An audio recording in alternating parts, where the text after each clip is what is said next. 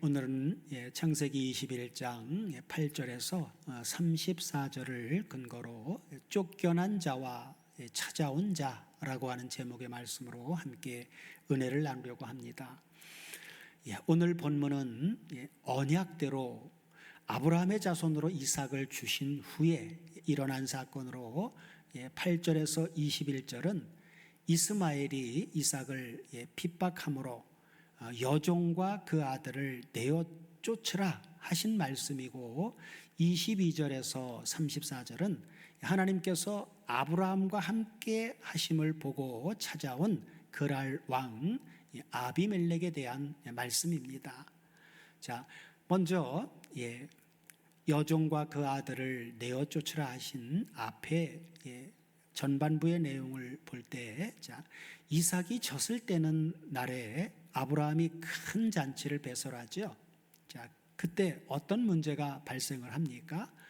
본문 8절 9절을 같이 보시면, 아이가 자라매 졌을 때고 이삭의 졌을 때는 날에 아브라함이 대연 큰 잔치를 배설하였더라. 사라가 본즉 아브라함의 아들 애굽 여인 하갈의 소생 바로 이스마엘이죠. 이스마엘이 이삭을 희롱하는지라 하고 말씀하죠. 아브라함이 큰 잔치를 배설했는데 하나님께서 주신 웃음을 함께 웃지 못하고 희롱하는 사람들이 있었죠. 이 사람들은 어디에 있는 사람이에요?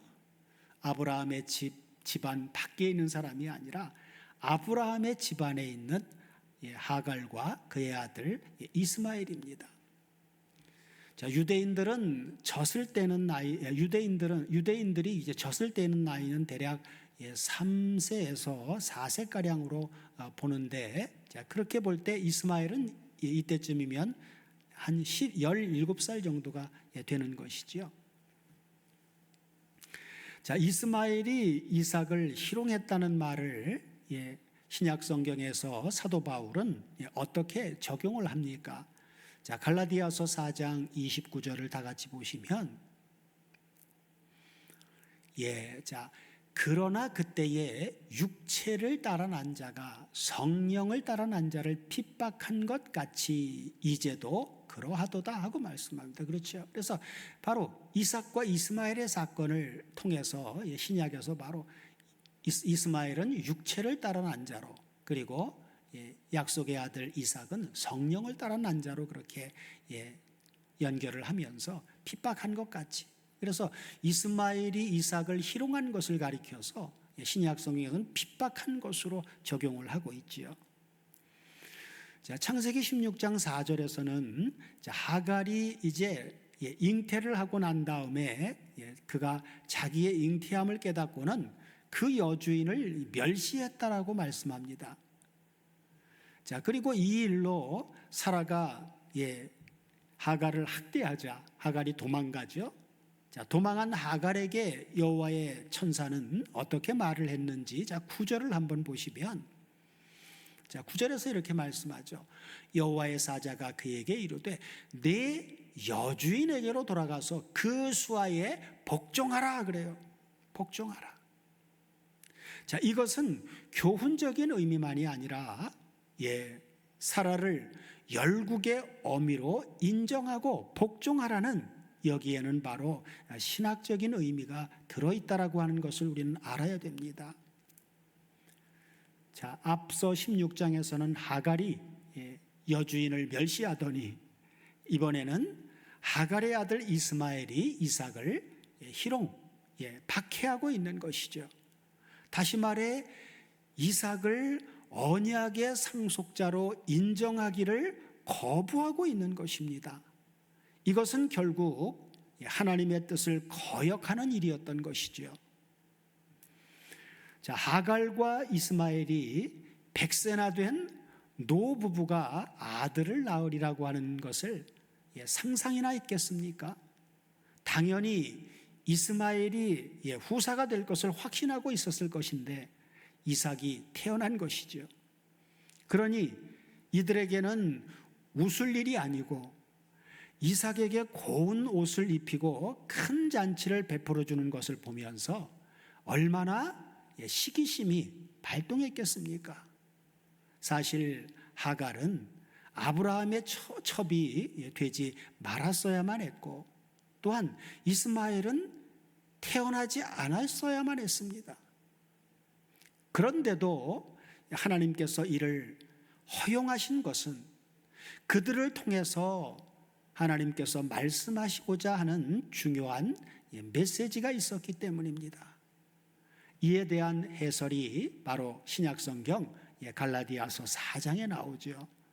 요약해서 갈라디아서 4장을 요약해서 말씀드리면, 하갈은 옛 언약의 예표이고 사라는 새 언약의 예표라는 것입니다. 다시 말해 율법과 복음의 상징이라는 것입니다. 율법을 상징하는 하갈에게서는 육체를 따라 종이 태어났고, 복음을 상징하는 자유하는 여자 사라에게서는 약속을 따라 종이 아닌 아들이 태어났다는 것입니다. 율법은 하나님 나라를 상속받을 아들을 생산할 수가 없습니다. 이스마엘은 종의 영을 받았으므로 눈치나 보며 두려움에 떨 수밖에 없으나, 이삭은 아들의 영을 받아 하나님을 아빠, 아버지라 하고 부르짖는다는 것입니다. 그리고 결론적으로 갈라디아서 4장 31절에 가보면, 갈라디아서 4장 31절을 보시면 이렇게 말씀하죠. 자, 다 같이 한번 보시면, 그런즉 형제들아, 우리는 계집종의 자녀가 아니요 자유하는 여자의 자녀니라 하고 말씀합니다. 자, 그런데 바로 위에 4장 29절은 이렇게 말씀해 주고 있죠. 그러나 그때의 육체를 따라 난 자가 성령을 따라 난 자를 핍박한 것 같이, 그러면서 마무리 뭐라고요? 이제도 그러하도다 하고 말씀합니다. 이제도 그러하도다. 그죠? 자, 그래서 이삭을 언약의 상속자로 인정하기를 거부하고 배척한 결과는 결국 무엇이었습니까? 자, 본문 10절을 다 같이 보시면, 21장 10절을 다 같이 보시면 이렇게 결론은 바로 이렇게 나오죠. 자, 그가 아브라함에게 이르되 이 여종과 그 아들을 내어 쫓으라. 이 종의 아들은 내 아들 이삭과 함께 기업을 얻지 못하리라 하매, 아브라함이 그 아들을 위하여 그 일이 깊이 근심이 되었더니 하고 말씀하죠. 그래서 이 여종과 그 아들을 내어 쫓으라 하고 사라가 이제 아브라함에게 한 말이죠. 근데 아브라함은 이삭도 육신적으로 보면 누구 자식이에요? 아브라함 자기 아들이기 때문에 아브라함은 사라가 한 말에 대해서 깊이 근심을 하고 있었어요. 그때 사라의 말을 듣고 매우 근심하는 아브라함에게 하나님은 어떻게 말씀하시는지, 자, 12절을 연결해서 보시면 이렇게 나오죠. 자, 하나님이 매우 근심하고 있는 아브라함에게 이르시되 내 아이나 내 여종을 위하여 근심하지 말고 사라가 내게 이런 말을 다 들으라. 무슨 얘기예요? 내어 쫓으라 그 말이죠. 그러면서 하나님 뭐라고 말씀하시느냐? 이삭에게서 나는 자라야 내 씨라 칭할 것임이니라. 그렇죠? 그래서 하나님의 뜻도 결국은 내어 쫓으라 하고 말씀하신 것이죠. 이 점에서 우리가 명심해야 될 점은, 하나님께서 내어 쫓으라 하시기 이전에 이스마엘이 먼저 이삭을 희롱, 다시 말해 박해했다라고 하는 사실입니다. 이스마엘이 이삭을 언약의 상속자로 인정하고 그리고 그의 수하에 복종했어도 하나님이 내어 쫓으라고 그렇게 말씀하셨겠습니까? 그러므로 이스마엘의 후손들도 예수를 그리스도로 영접하지 않고 자신이 아브라함의 후사가 되려고 고집한다면 그들에게도 똑같이 내어 쫓으라 라고 하는 선고를 그들도 받을 수밖에 없는 것입니다. 이 점에서 우리는 사라가 한 말과 하나님께서 하신 말씀의 핵심적인 차이가 무엇인가도 우리는 주목해서 보아야만 합니다. 자, 사라의 관심은 10절을 보면 어디에 있었어요? 자, 10절을 보면 내 아들 이삭과 함께 기업을 얻지 못하리라 한 기업에 있었어요. 그렇죠? 그러나 하나님의 관심은 어떻습니까? 12절을 보면 하나님께서는 후반부에 보면 이삭에게서 나는 자라야 내 씨라 부를 것임이니라 하신 바로 하나님의 관심은 씨, 그렇죠? 기업이 아닌 씨에 있으셨다라고 하는 것입니다. 어떤 차이가 있습니까? 기업은 씨로 말미암아 주어지는 선물일 뿐이죠.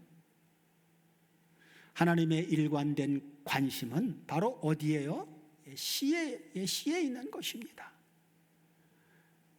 아담이 범죄한 현장에서 하나님은 말씀하셨죠. 창세기 3장 15절을 보면 여자의 후손은 내 머리를 상하게 할 것이요 에서 이 후손이라고 하는 단어도 원문을 보면 바로 씨라고 번역된 단어와 똑같은 제라으라고 하는 단어입니다. 가인이 아벨을 죽이자 다른 씨를 주신 하나님께서는 창세기 22장 18절에서 아브라함에게 이렇게 말씀합니다. 다 같이 보시면 또 아브라함 내 씨로 말미암아 천하 만민이 복을 얻으리니, 그렇죠? 내 씨로 말미암아 천하 만민이 복을 얻으리니 하고 말씀하시죠. 자, 그런데 현대교회의 관심은 어디에 있는 것 같습니까? 베드로전서 1장 23절을 보면 베드로 사도를 통해서 바로 우리를 이렇게 말씀해 주고 있는데 너희가 거듭난 것이 썩어질 씨로 된 것이 아니요 썩지 아니할 씨로 된 것이니 하나님의 살아있고 항상 있는 말씀으로 되었느니라 하신 바로 자신이 하나님의 자녀로 태어났다라고 하는 이 엄청난 신분의 변화에는 별 관심이 없고 에서처럼 팥죽에만 관심을 기울이고 있고 또 축복이라고 하는 기업에만 마음이 있는 것은 아닌지 심히 우려스러운 것입니다. 결국 쫓겨난 하갈과 이스마엘은 어떤 상태에 이르게 됩니까? 본문 21장 14절 15절을 같이 보시면 14절이요. 아브라함이 아침에 일찍이 일어나 떡과 물 한 가죽 부대를 취하여 하갈의 어깨에 메워주고 그 자식을 이끌고 가게 하며 쫓아내는 거죠. 나가게 하는 거예요. 하갈이 나가서 부엘세바 들에서 방황하더니 15절 가죽 부대의 물이 다한지라 그 자식을 떨기나무 아래 두며, 그렇죠? 쫓겨난 하갈과 이스마엘은 광야에서 방황하더니 급기야 가죽 부대에 물이 떨어져 목말라 헐떡이며 하갈과 거의 죽을 지경에 이르게 되자 16절을 보면 하갈이 어떻게 합니까? 가로되 자식의 죽는 것을 참아보지 못하겠다 하고 살 한 바탕쯤 가서 화살을 쏘면 갈만한 그런 한바탕쯤 가서 마주 얼굴을 이스마엘과 서로 얼굴을 마주대해서 보면서 어떻게 했어요? 방성대곡하니, 그죠? 방성대곡하니. 이것이 바로 하나님 앞에서 쫓겨난 아담의 후예들의 상태이고 그리스도를 배척한 불신자들의 영적 상태입니다. 이를 신약성경 에베소서 2장 12절에서는 이렇게 말씀해 주고 있죠. 에베소서 2장 12절이요. 바로 밑에 절이죠. 아니요. 12절이요. 자, 다 같이 한번 보시면 그때의 너희는 어때요? 예, 그리스도 밖에 있었고, 그죠? 쫓겨난 거예요. 그리스도는 우리의 영원한 성전 되신 집이죠. 그런데 그리스도 밖에 있다라고 하는 것은 집 안에서 쫓겨났다 그 말이에요. 그때 너희는 그리스도 밖에 있었고 이스라엘 나라 밖의 사람이라, 약속의 언약들에 대하여 관계가 없는 바깥 사람이요, 외인이요, 세상에서 소망이 없고 누구도 없어요, 하나님도 없는 자이더니 하고 말씀합니다. 자, 하나님께서는 그래도 방성대곡하는 하갈과 이스마엘을 외면하십니까? 본문 17절을 다 같이 보시면 하갈과 이스마엘이 얼굴을 서로 마주보면서 방성대곡하고 있을 때, 자, 21장 17절이요. 본문 17절을 다 같이 보시면, 자, 하나님이 그 아이의 소리를 들으심으로 하나님의 사자가 하늘에서부터 하갈을 불러 가라사대, 하갈아, 무슨 일이냐? 무엇 때문에 방성대곡하고 있느냐? 그러면서 두려워 말라. 하나님이 거기 있는 내 아들 이스마엘의 소리를 들으셨나니 하고 말씀하죠. 자, 그렇다면 내어 쫓으라 하신 하나님께서 아이의 소리를 들으셨다는 것이 어떻게 가능합니까? 앞서도 보았듯이 창세기 22장 18절에 보면, 자, 내 씨로 말미암아 천하 만민이 복을 얻으리니 하고 말씀하셨기 때문입니다. 우리는 아브라함이 이삭의 아버지만이 아니라 믿음의 조상으로 세움을 받은 자라고 하는 점을 잊지 말아야만 합니다. 하나님께서는 방성대곡을 하던 하갈에게 어떤 은혜를 베풀어 주십니까? 본문 19절을 다 같이 보시면, 하나님이 하갈의 눈을 밝히심에 샘물을 보고 가서 가죽 부대에 물을 채워다가 그 아이에게 마시웠더라 하고 말씀하죠. 하갈이 어떻게 샘물을 발견하게 되었습니까? 하나님이 하갈의 눈을 밝혀주시니까. 그죠? 자, 그러면 하갈이 발견한 샘물은 어디에 있었습니까? 샘물을 보고 하갈이 가서 가죽 부대에 물을 채워다가 이스마엘에게 마시웠다고 말하니까, 샘물은 먼 곳이 아니라 바로 그들 가까이에 있었습니다. 그런데도 그들의 눈이 어두워서 보지 못했을 뿐인 것이죠. 이것이 바로 불신자들의 처지이고 이스마엘의 후손들의 영적인 상태입니다. 긍휼에 풍성하신 하나님께서는 항상 어떤 자들을 향해서 복음의 초청을 하고 계십니까? 이사야 55장 1절을 다 같이 보시면, 자, 다 같이 한번 보시겠습니다. 너희 목마른 자들아, 물로 나오라. 돈 없는 자도 오라. 너희는 와서 사 먹되 돈 없이 값 없이 와서 포도주와 젖을 사라 그래요. 그래서 목마른 자들아, 그리고 돈 없는 자들아 그래요. 그렇죠. 목마르고 돈 없는 사람들.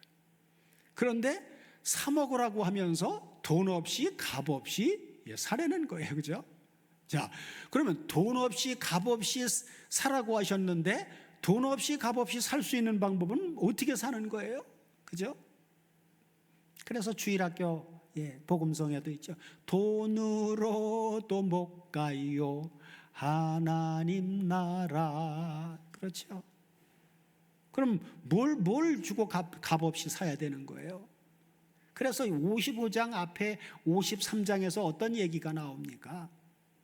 우리는 다 양 같아서 그릇 행하여 각기 제 길로 갔거늘, 6절에 보면 여호와께서는 우리 무리의 죄악을 그에게 담당시키셨도다 라고 해서 바로 예수 그리스도가 우리의 죄값을 대신해서 대속제물로 죽어질 사건을 53장에서 말씀해 주셨으니 값없이 돈 없이 와서 사 먹으라고 하는 것은 바로 하나님께서 마련해 주신 대속제물이신 그리스도의 핏값으로 너희들이 그 핏값을 인정하고 믿으면 와서 값없이 사서 먹을 수 있다. 그리스도의 핏값으로 사서 먹으라고 말이에요. 본문 20절, 21절을 보시면 자, 하나님이 그 아이와 함께 계심에 그가 장성하여 광야에 거하며 활 쏘는 자가 되었더니 그가 파란 광야에 거할 때에 그 어미가 그를 위하여 애굽 땅 여인을 취하여 아내를 삼게 하였더라 하고, 이것이 바로 하갈과 이스마엘의 마지막 모습입니다. 사도행전 14장 16절 말씀대로 하나님이 지나간 세대에는 모든 족속으로 자기의 길들을 다니게 묵인하셨으나, 그죠? 그러나 이제는 그렇지 않죠. 그래서 오늘날의 우리는 저들의 다수가 샘물 곧 복음을 발견하고 하나님께로 돌아오게 될 날이 속히 이르게 되기를 우리는 원하고 기도하고 있는 것입니다. 성경이 말씀하신 육체를 따라 난 자와 성령을 따라 난 자라고 하는 이 주제를 구속사라고 하는 맥락으로 보면 아주 심각한 문제가 되기도 합니다. 자, 우리가 잘 알고 있듯이 유대교 그리고 이슬람교, 기독교의 뿌리는 여럿입니까? 하나입니까? 하나입니다. 그런데 지금까지도 어때요? 하나가 되지를 못하고 계속해서 분쟁을 하고 있는 이유는 무엇이겠습니까? 문제는 단순합니다. 가짜를 붙잡고 있으면서도 각각 자기들이 진짜라고 생각하고 있기 때문입니다. 이처럼 오랜 세월 동안 타협점을 찾지 못하고 분쟁하게 되자 세상에 속한 지혜로운 사람들은 꾀를 냈습니다. 그러면서 뭐라고 말하느냐? 모든 종교가 하나라는 것입니다. 이것을 가리켜서 뭐라 그래요? 이런 사람들을 가리켜서 바로 종교 다원주의자들이라고 말합니다. 그들은 복음주의자들은 편협하고 그리고 독선적인 원리주의자들이라고 비난합니다. 그러나 성경을 보면 어떻습니까? 아담의 가정에도 두 부류가 있었습니다. 그렇죠? 가인과 아벨. 그리고 노아의 방주 안에도 두 부류가 있었습니다. 그죠? 방주에서 나온 후에 셈과 함이 갈라지죠. 지금 오늘 본문인 본문에서 아브라함의 가정에도 보면 두 부류가 지금 분쟁을 하고 있는 것을 우리가 지금 보고 있죠. 앞으로 나눌 창세기 25장에 가서는 이삭의 가정도 리브가의 태중에서부터 두 부류가 싸우고 있는 것을 보게 될 것입니다. 우리는 주님께서 택하신 12사도 안에도 두 부류가 있었다라고 하는 비극적인 사실을 알고 있습니다. 그렇다면 사도 바울이 갈라디아서 4장 29절에서 앞서 보았던 29절 말씀을 다 같이 다시 한번 보시면, 그러나 그때의 육체를 따라 난 자가 성령을 따라 난 자를 핍박하는 것 같이 이제도 그러하도다 하신 이 말씀은 현대교회에도 그대로 가감없이 그대로 적용되는 것입니다. 성경은 구약시대에도 그러했고, 그리고 초대교회 때도 그러했고, 그리고 이제도 그러하다고 말씀합니다. 그러면 바울이 말한 육체를 따라 난 자란 누구를 염두에 두고 한 말입니까? 우선적으로는 불신 유대주의자들을 가리켜 말씀한 것이라고 할 수가 있습니다. 그러나 바울을 박해한 자들은 불신 유대인들만이 아니라 예수를 믿는다고 하지만 그 마음에서 수건이 벗어지지 않은 바로 교회 안에 있는 거짓 교사들이었던 것입니다. 그러므로 우리는 갈라디아서 4장 29절에서 이제도 그러하도다 하신 말씀대로 우리는 경각심을 가지고 하나님의 말씀을 상고해야만 합니다. 사도 바울은 로마서 8장 9절에서 이렇게 말씀해 주고 있죠. 만일 너희 속에 하나님의 영이 거하시면 너희가 육신에 있지 아니하고 영에 있나니. 누구든지, 그렇죠? 누구든지 한 사람도 빠지질 않고 누구든지 그리스도의 영이 없으면 그리스도의 사람이 아니라 하고 말씀하는데, 먼저는 긍정적으로 하나님의 영이 거하시면 했다가 바로 이어서 부정적으로 그리스도의 영이 없으면 하고 두 번이나 조건부적인 말을 합니다. 교회 안에도 그리스도의 영이 있는 자와 그리스도의 영이 없는 자가 있다는 말씀입니다. 다시 말해 교회 안에도 육체를 따라 난 이스마엘과 약속을 따라 난 이삭과 같은 사람들이 있다는 말씀인 것이죠. 그래서 누구든지, 그렇죠? 누구든지 그렇습니다. 신학자라고 해서 다 진짜냐? 아니죠. 목사라고 해서 다 진짜냐? 아닙니다. 장로라고 해서 다 진짜입니까? 아니에요. 예외가 없어요. 신학자든 목사든 장로든 전도사든 예외가 없다 그 말입니다.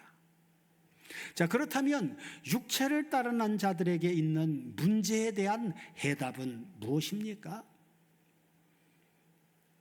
창세기 16장 9절에 바로 그 여주인을 멸시했던 사라에게 하나님께서 천사를 통해서 말씀하신 것처럼 돌아가서 그 수하에 복종하라. 그죠? 돌아가서 그 수하에 복종하라 하신 말씀이죠. 이를 신약성경 히브리서 2장, 빌립보서 히브리서가 아니라 신약성경 빌립보서 2장 10절 11절을 보면 이렇게 말씀하고 있습니다. 하늘에 있는 자들과 땅에 있는 자들과 땅 아래에 있는 자들로 모든 무릎을 예수의 이름에 꿇게 하시고 모든 입으로 예수 그리스도를 주라 시인하여 하나님 아버지께 영광 돌리게 하셨느니라 하고 말씀하는데, 이것이 바로 그 수하에 복종하는 것입니다. 라오디아 교회에서 보는 바대로 그리스도를 문 밖에 세워두지 말고 교회 안으로 영접하는 일입니다. 그런데 이런 본질적인 문제에는 둔감하고 무관심한 채 교인들 머릿수만 세고 있으니 분쟁이 일어날 수밖에 없는 것입니다.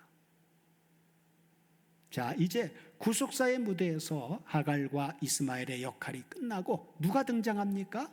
본문 21장 22절 이하를 보시면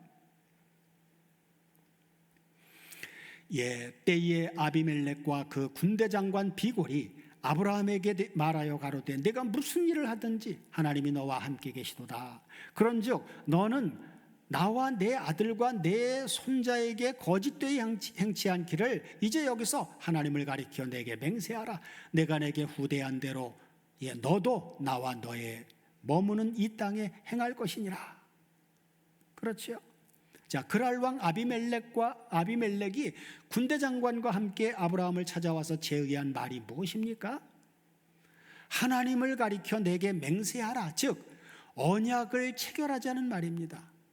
그러면 자발적으로 찾아와서 나와 내 아들과 내 손자의 대에 이런 언약을 맺자는 동기는 무엇이었습니까? 바로 22절에 내가 무슨 일을 하든지 하나님이 너와 함께 하시도다 하신 것을 보았기 때문이죠. 그러므로 내가 네게 후대한 대로 너도 나와 너의 머무는 이 땅에 행할 것이니라. 즉 후대하겠다고 맹세하라는 것입니다. 그러므로 아비멜렉은 아브라함을 찾아온 것이 아니라 하나님의 언약을 찾아온 것입니다. 이 말씀은 문맥적으로 보면 9절에 애굽 여인 하갈의 아들이 이삭을 희롱하는지라 하신 말씀과 대조되는 구조입니다. 이스마엘은 배척했다가 쫓겨남을 당했는데 아비멜렉은 찾아와서 화친을 청했다는 것은 훗날 이방인들이 구원에 참여할 것에 대한 예시가 되는 것입니다. 이 점은 여리고성이 멸망당할 때 정탐꾼을 영접한 기생 라합에게서도 볼 수 있죠. 자, 여호수아서 2장 9절을 다 같이 보시면 말하되 여호와께서 이 땅을 너희에게 주신 줄을 내가 아노라. 우리가 너희를 심히 두려워하고 이 땅 백성이 다 너희 앞에 간담이 녹나니. 그러면서 12절로 내려가 보시면 이렇게 말씀하죠. 그러므로 청하노니 내가 너희를 선대하였은즉 너희도 내 아버지의 집을 선대하여 나의 부모와 남녀 형제와 무릇 그들에게 있는 모든 자를 살려주어 우리 생명을 죽는 데서 건져내기로 이제 누구로요? 여호와로 맹세하고 내게 진실한 표를 내라 한 것을 보게 되죠. 자, 끝으로 21장은 어떻게 끝맺고 있습니까? 31절 이하를 다 같이 보시면 31절이요. 자, 두 사람이 거기서 서로 맹세하였으므로 그것을 부엘세바라 이름하였더라. 그들이 부엘세바에서 언약을 세우매 아비멜렉과 그 군대 장관 비골은 떠나 블레셋 족속의 땅으로 돌아갔고 아브라함은 부엘세바에 에셀 나무를 심고 거기서 영생하시는 하나님 여호와의 이름을 불렀으며 그가 블레셋 족속의 땅에서 여러 날을 지내었더라 하고 마칩니다. 아브라함과 아비멜렉이 서로 맹세로 언약을 세운 그곳을 부엘세바, 그 의미는 맹세의 우물이라고 하는 것이죠. 그래서 맹세의 우물이라고 불렀다고 말씀하는데 이 우물은 본문 19절에 하나님이 하갈의 눈을 밝히셨으므로 그가 샘물을 보고 한 말씀과 대칭을 이루죠. 자, 이 우물이라고 하는 주제는 이제 이삭 때에 가서 재차 강조됩니다.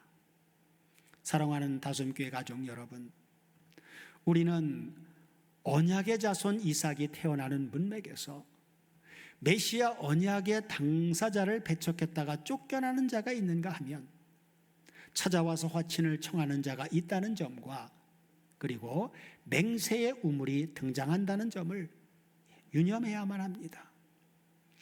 예표의 인물인 이삭의 실상으로 오신 우리 주 예수 그리스도는 이미 2000여 년 전에 오셔서 우리의 죄를 위해 죽으셨고 그리고 우리를 의롭다 하시기 위해서 다시 살아나셨습니다. 혹시라도 마음 안의 구주로 영접한 주님을 계시록 마지막 교회인 라오디아 교회처럼 마음문 밖으로 쫓아내고도 자신의 권고한 것과 가련한 것과 가난한 것과 눈먼 것과 벌거벗은 것을 알지 못하고 나는 신앙생활 잘하고 있어, 나는 믿음에 부유한 자야, 부족한 것이 없다라고 하는 착각에 빠져서 차지도 더웁지도 않은 신앙생활을 하고 있는 것은 아닌지 우리는 항상 우리 자신을 돌아봐야만 하겠습니다. 우리 모두로 성령 안에서 그리스도와 그의 십자가 복음으로 충만해서 주님과 같은 마음, 주님과 같은 뜻, 주님과 같은 생각이 되어 날마다 주님과 함께 그리스도의 살과 피, 곧 영과 생명의 말씀을 먹고 마시는 복된 신앙생활을 날마다 누리게 해주시기를 우리 주 그리스도 예수의 이름으로 축원드립니다.